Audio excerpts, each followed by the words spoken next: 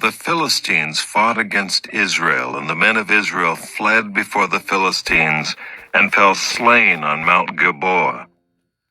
And the Philistines overtook Saul and his sons, and the Philistines struck down Jonathan and Abinadab and Malchishua, the sons of Saul. The battle pressed hard against Saul, and the archers found him, and he was wounded by the archers. Then Saul said to his armor-bearer, "Draw your sword and thrust me through with it, lest these uncircumcised come and mistreat me." But his armor-bearer would not, for he feared greatly. Therefore Saul took his own sword and fell upon it. And when his armor-bearer saw that Saul was dead, he also fell upon his sword and died. Thus Saul died, he and his 3 sons, and all his house died together.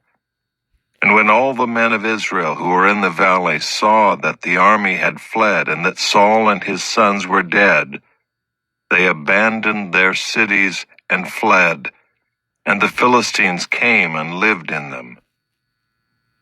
The next day, when the Philistines came to strip the slain, they found Saul and his sons fallen on Mount Gilboa, and they stripped him and took his head and his armor, and sent messengers throughout the land of the Philistines to carry the good news to their idols and to the people.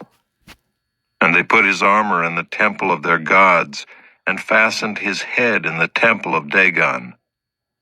But when all Jabesh-Gilead heard all that the Philistines had done to Saul, all the valiant men arose and took away the body of Saul and the bodies of his sons, and brought them to Jabesh.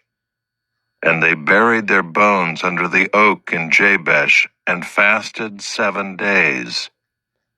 So Saul died for his breach of faith.